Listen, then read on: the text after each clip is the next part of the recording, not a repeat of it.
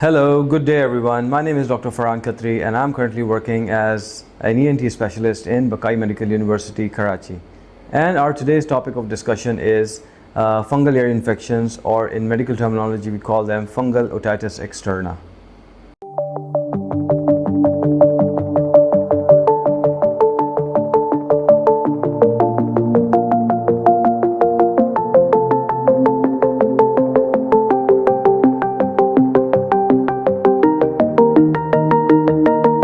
So let's start with what are the causes of fungal ear infections. So the main typical cause for the fungal ear infection is when you have typically water entry into your ear. It usually happens while you go for swimming, or you go for a picnic in a seaside, or while taking shower. These are the few reasons why you get water entry into your ear. And this is one of the main reasons why you usually get the fungal infection in your ear. The other causes, maybe it is because of the humid environment, because if there is a humidity in the weather, it changes the pH of the external auditory canal. External auditory canal is the canal which leads to which, when you enter into the ear, there is a canal. It is the outer part of the ear, and that goes towards the tympanic membrane, or the drum that you call in general terminology. So what happens is, when there is a humid environment or there is a water entry into the ear, it changes basically the pH of the ear. So the main concept is, when there is acidic pH in the ear, there is less growth of bacteria and fungi. But when the pH changes to the more alkaline one, which usually happens during humidity and during the water entry, so that leads to the fungus to grow over there, So there are different type of funguses which usually grow inside the ear. The most important are the three fungi which usually grows. The first one is the Candida albicans. Candida albicans is basically a fungus which is whitish in color. So this is the differentiating factor.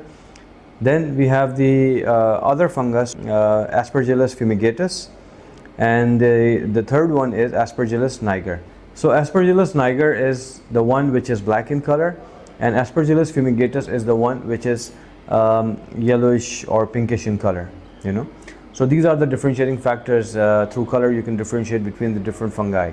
What are the causes? I already described the causes. I already described which fungus are involved in this infection. Patient basically presents with the following symptoms. The symptoms are pain inside the ear. Then they also have the ear discharge. You may see the discharge coming out of the ear. Then there may be oral fullness.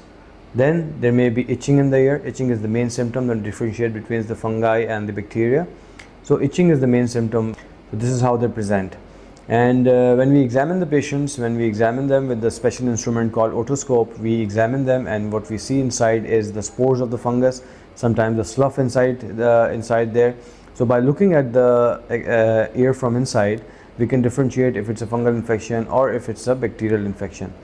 Sometimes the typical spores are present. The spores colors are also present, the whitish spores, the blackish spores, or different colored spores. This is how you diagnose them. And there are no proper investigations for them. I mean, if you want to investigate it, what maximum you can do is, like, you can take the slough for the swab.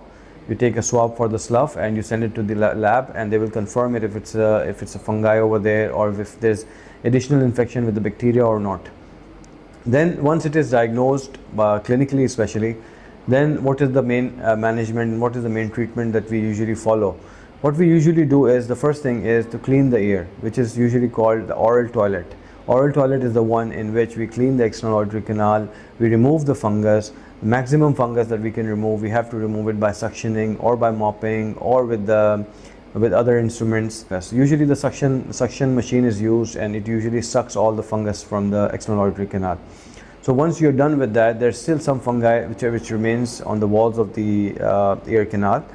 So what you usually do is, like, after doing the suctioning and thorough cleaning of the ears, we usually prescribe patients with the antifungal ear drops. Antifungal ear drops are used for 5 days, 7 days, depending on severity of infection, and that usually cures the disease after all.